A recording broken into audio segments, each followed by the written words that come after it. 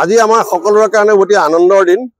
আজিৰ এই দিনটোতেই অসমৰ যশস্বী মুখ্যমন্ত্ৰী ডক্টৰ হিমন্ত বিশ্ব শৰ্মা ডাঙৰীয়াৰ জন্ম হৈছিলে আৰু তেখেতৰ জন্মই অসমৰ কাৰণে উন্নতিৰ এক অপৰিসীম আনন্দ আমাৰ ৰাইজক দিছে।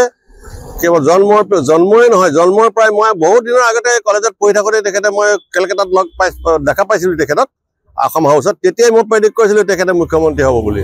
এই মুখ্যমন্ত্ৰী হোৱাৰ পিছত তেখেতক মই কৈ থৈ আহিছোঁ। আজি নাৰায়ণপুৰৰ স্থিত আমাৰ এই হিমন্ত বিশ্ব ফেন ক্লাবৰ গোটেই সদস্যসকলে অতি উল্লাসেৰে অতি আনন্দেৰে অন্তৰৰ পৰা তেখেতক ধন্যবাদ জনাইছে অসমৰ কাৰণে উন্নতিবিলাক কৰি যোৱাৰ কাৰণে আৰু আগন্তুকবিলাকত কৰিব।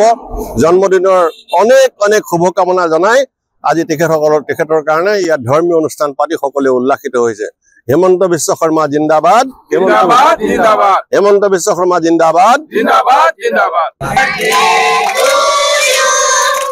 Happy birthday to you. Happy birthday to you.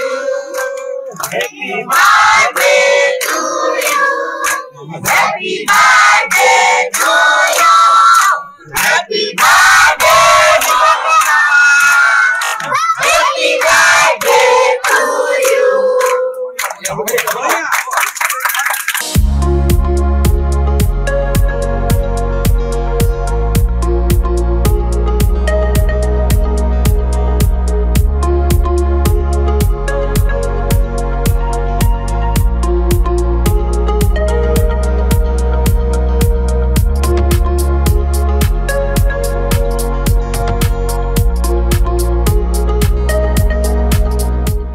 আজি আমাৰ সকলোৰে কাৰণে অতি আনন্দৰ দিন।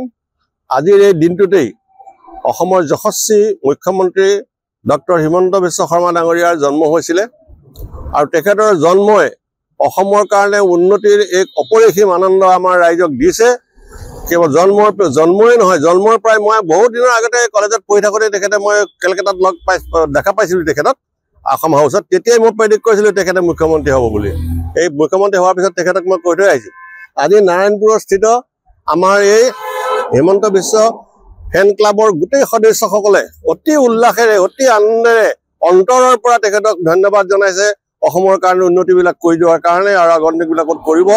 জন্মদিনৰ অনেক অনেক শুভকামনা জনাই আজি তেখেতৰ কাৰণে ইয়াত ধৰ্মীয় অনুষ্ঠান পাতি সকলোৱে উল্লাসিত হৈছে। হিমন্ত বিশ্ব শৰ্মা জিন্দাবাদ, হিমন্ত বিশ্ব শৰ্মা জিন্দাবাদ। যিকোনো খবৰৰ বাবে যোগাযোগ কৰক 7099017330 লগতে 7099017110 নম্বৰত।